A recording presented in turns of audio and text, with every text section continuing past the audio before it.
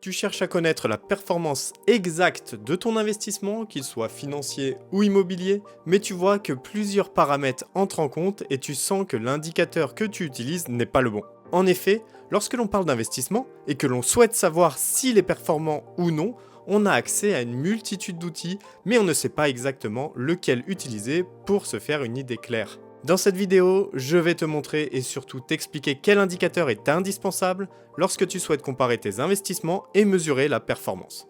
Reste bien jusqu'à la fin de la vidéo car il y a également des inconvénients à cet indicateur et tu dois les avoir en tête pour bien comprendre son fonctionnement. Comme toujours, tu peux me poser tes questions en commentaire, j'y répondrai avec plaisir. N'hésite pas à liker la vidéo, la partager et à t'abonner pour soutenir la chaîne. Je suis Nico de Gérer son patrimoine. Ici, je t'apprends à investir correctement et à construire ton patrimoine. Tout d'abord, nous verrons ce qu'est le rendement simple, mais surtout, nous mettrons le doigt sur ses limites. Ensuite, nous irons plus loin en définissant le TRI. Puis, nous verrons un exemple concret permettant de comprendre cet outil. Comprendre cet outil, c'est bien, mais il faut également savoir quand l'utiliser et à quoi il sert concrètement. Pour terminer, nous listerons les avantages du TRI, mais également ses inconvénients. On parle souvent de rendement lorsque l'on compare les investissements, mais il s'agit d'un rendement simple la majeure partie du temps. Par exemple, sur un portefeuille boursier, on va calculer le rendement sur 5 ans. Le pire calcul, c'est celui-ci. R, donc qui est le rendement, est égal à la valeur finale du portefeuille moins la valeur initiale sur la valeur initiale. Ici, prenons un exemple avec une valeur initiale qui est égale à 10 000 €, une valeur finale qui est égale à 12 000 €. Le rendement sur cette période est de 20%. C'est bien si on fait un investissement sans y toucher, mais ce calcul ne prend pas en compte une chose importante qui sont les apports. Pour prendre en compte ce qu'on appelle l'effet d'épargne, il faut améliorer un petit peu cette formule. Ici, on aura donc le rendement, R, qui est égal à la valeur finale, moins la valeur initiale auquel on ajoute les apports, et le tout divisé par la valeur initiale. Cependant, les apports ont eux aussi un rendement une fois investis, et n'ont pas été versés au même moment. Et c'est là que le problème intervient. Ce rendement simple ne prend pas en compte le rendement de cette épargne versée à différents moments.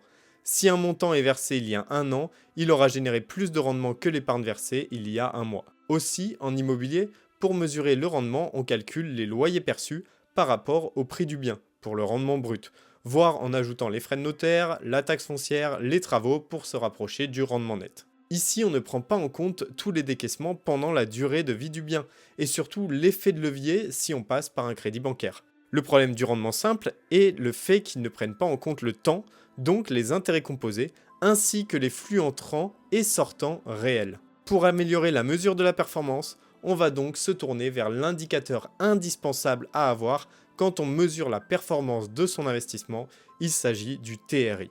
Mais du coup, qu'est-ce que c'est le TRI ? Le TRI, c'est tout simplement le taux de rendement interne. C'est le taux de rendement moyen annuel que ton investissement te rapporte en tenant compte de tous les flux de trésorerie. En clair, on va prendre tous les flux négatifs, donc l'argent que tu investis, les travaux que tu fais, tous les flux positifs, les revenus, les dividendes, les reventes, et on va chercher le taux d'intérêt qui rend la somme actualisée de tout ça égale à 0. Donc cette dernière phrase est un peu barbare, mais qu'est-ce qu'elle veut dire réellement? Pour comprendre cette phrase, il faut déjà comprendre ce qu'est la VAN, valeur actuelle nette. La VAN va être la somme de tous les flux de trésorerie, entrant ou sortant, actualisés, c'est-à-dire à valeur d'aujourd'hui pour une somme perçue dans le futur. Pour bien comprendre tout ceci, on va prendre un exemple et se retrouver directement sur Excel. Donc ici, je vais rentrer tous les flux de mon investissement. C'est-à-dire qu'en année 0, je vais investir 100. Donc j'inscris en année 0 une sortie de trésorerie de 100. Donc ici, je vais inscrire moins 100. Puis, grâce à cet investissement, je reçois tous les ans 30. Sauf que les 30 d'aujourd'hui ne valent plus les 30 de demain. La VAN calcule donc la somme de tous ces flux à leur juste valeur suivant un taux d'actualisation qui est ton taux cible pour ce projet. Ici, on va prendre dans notre cas un taux d'actualisation de 8%, qui peut être notre objectif de rendement cible du projet. Avec Excel, on va pouvoir calculer directement la VAN avec cette formule, donc VAN. Je vais inscrire le taux d'actualisation et également je vais pouvoir mettre tous les flux. Et quand je fais entrer, on tombe sur ce chiffre qui est positif. Si la VAN est positive, cela veut dire que le projet est plus que rentable. S'il est négatif, cela veut dire que le projet n'est pas dans notre objectif de rentabilité. Si la vanne est nulle, cela veut dire que le projet est à ce taux de rentabilité exactement. On a vu précédemment que le but du TRI, c'était d'annuler la somme des flux actualisés, donc de faire en sorte que la vanne soit égale à 0. Quand on va prendre le taux d'actualisation, ici 8%, on voit que la vanne n'est pas égale à 0, elle est même supérieure.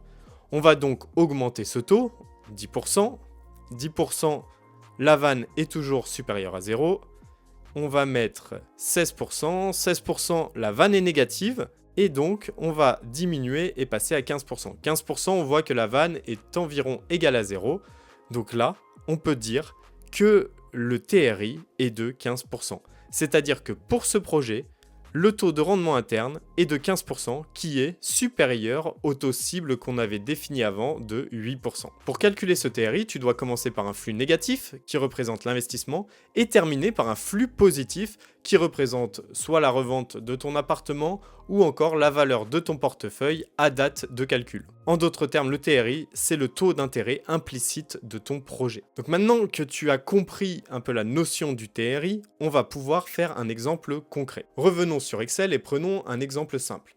Tu investis 100 000 € aujourd'hui dans un appartement locatif. Chaque année, tu vas toucher 3 000 € de loyer net. Quand on parle des 3 000 €, ça va être en déduisant toutes les charges. Ici, ça sera vraiment 3 000 € dans ta poche en trésorerie. Au bout de 8 ans, tu revends le bien 120 000 €. Le résultat, ton TRI est d'environ 5% par an. Autrement dit, ce projet équivaut à un placement qui te rapporte 5% chaque année en moyenne pendant 9 ans. Le résultat, on va calculer le TRI, donc on fait la formule TRI sur Excel, on prend tous les flux, entrée, et on trouve ici 5%. Autrement dit, ce projet équivaut à un placement qui te rapporte 5% chaque année en moyenne pendant 9 ans. Mais à quoi ça sert concrètement d'utiliser un TRI ? Le TRI est un outil de comparaison.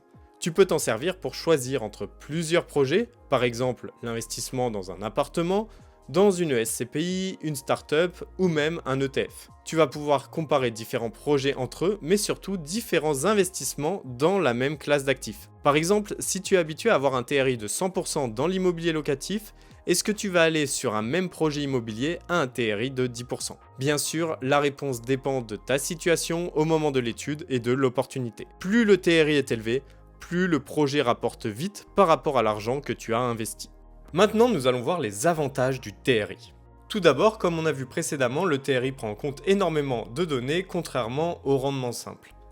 En effet, il va prendre en compte les flux, qu'ils soient négatifs ou positifs, donc on a vu les charges, ou alors les revenus, les dividendes, les intérêts, mais il va également prendre en compte la durée de placement de l'investissement, et aussi, il prendra en compte l'effet de levier lorsque l'on étudiera un investissement immobilier. Ensuite, le TRI permet la comparaison des actifs. En effet, on va pouvoir comparer différentes classes d'actifs, que ce soit l'immobilier, les startups comme on a vu précédemment, mais on va surtout pouvoir comparer des investissements au sein de la même classe d'actifs. Utiliser un outil précis pour comparer ces investissements est essentiel pour pouvoir anticiper la performance de son portefeuille. Ensuite, le TRI intègre la valeur du temps. Donc on a vu, cet outil prend en compte la durée de placement, mais il va également prendre en compte le moment exact où on investit. C'est-à-dire que si aujourd'hui j'investis 1000 € en bourse, je reçois un dividende dans un mois que je réinvestis à la date même, il prendra en compte vraiment ces réinvestissements et donc le rendement final par rapport à ces investissements dans le temps. Mais attention, le TRI n'est pas tout le temps parfait et il a aussi ses limites. Il peut être peu explicite si tu l'utilises pour calculer la performance d'un portefeuille avec peu d'historique. En effet, le TRI prend en compte le temps. Donc si on investit 50 € sur une action à dividende et qu'on reçoit un mois après le dividende, comme je le disais précédemment, le TRI pourrait être plus élevé qu'un TRI avec un historique de données plus long.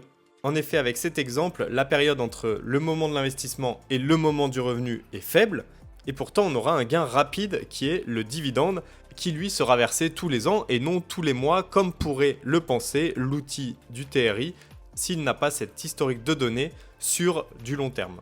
Il y a aussi le piège de la valeur actuelle nette négative. Un TRI élevé ne veut pas forcément dire que ton projet est rentable. Si le taux de rendement exigé est plus élevé que le TRI, alors ta valeur actuelle nette sera négative. Autrement dit, ton projet détruit de la valeur par rapport à ton objectif. Ce qu'il faut retenir, c'est que le TRI te dit combien ton projet te rapporte, mais la vanne te dit si ça vaut le coup pour toi et en fonction de tes objectifs. Et maintenant tu en sais un peu plus sur cet outil qu'il est indispensable de connaître selon moi pour tous les investisseurs.